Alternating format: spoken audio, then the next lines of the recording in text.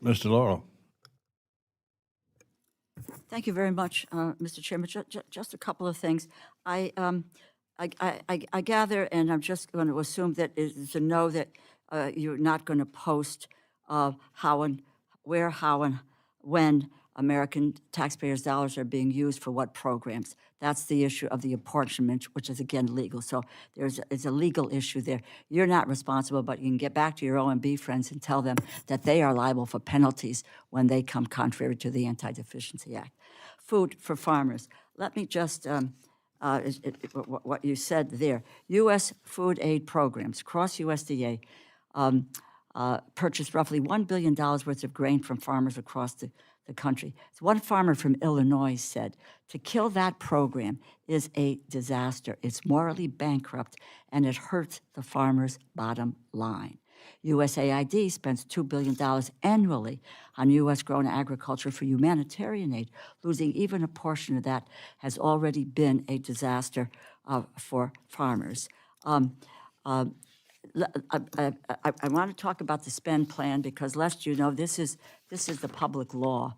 This is it, which requires you in the CR to provide a spend plan detailing how you will use taxpayer dollars at the program, project, and activity level. You provided a bare bones spend plan with only account level numbers, no details, no transparency for the American people. You are out of compliance with the law. I'm asking you, when are you going to come into compliance with the law with the spend plan?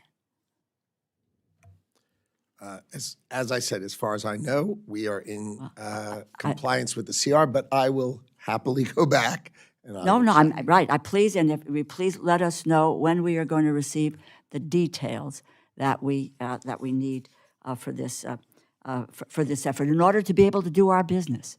This is an Appropriations Committee. We need to know how much, where it's going, what are the specific programs.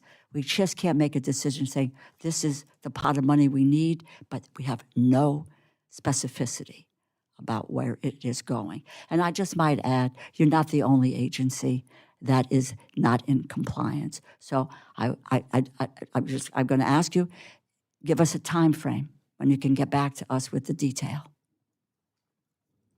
I will take it under advisement. I will talk to my advisors and okay, what I was just saying, Mr. Chairman, I believe we need to have an answer on when that data is coming before we decide what it is that we are going to spend and appropriate with regard to the Department of Defense.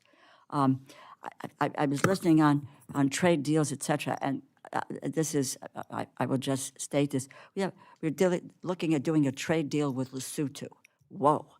I know they have a lot of penguins. I don't we're know not what spending else time on was that. said. Don't worry about it. No, well, yeah, but I think it's important to note that Mr. Musk, who's now gone, I don't know if his contract is gone for Starlink in Lesotho. Let's just talk about what these deals are beginning to look like. Trade and tariffs. At one point, you said about the whether or not the cost would go up. You said that's, quote, silly.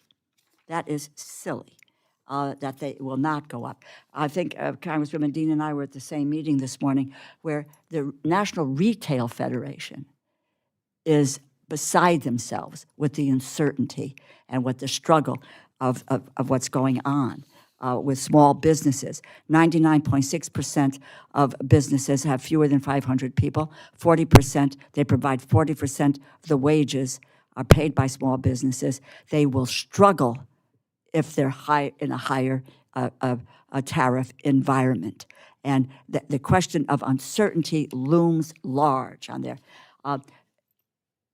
Tariffs, taxes on the American people. Let's face it. American people are desperate for help with the cost of living. These trade policies are, in fact, causing it further. The Yale Budget Lab estimates that tariffs will lower American households' purchasing power an average of $2,500 this year. $2,500, most households who live paycheck to paycheck do not have. Mr. Secretary, $2,500 is not a lot to billionaires, but it's a hell of a lot of money for Americans who struggle with groceries, with health care, and with housing costs. This administration, the president said that costs would come down on the first day. What the administration is doing is making it worse, and the level of uncertainty is providing chaos. It harms our economy, it jeopardizes small business, and it stifles the investment that creates jobs. We need to know what you're doing, how you're doing it. I thank the chairman again, but it can't be, you know, God's in his heaven, all's right with the world. You need to face the facts and be truthful about what's happening with the trade policies and other areas that this administration is engaged in.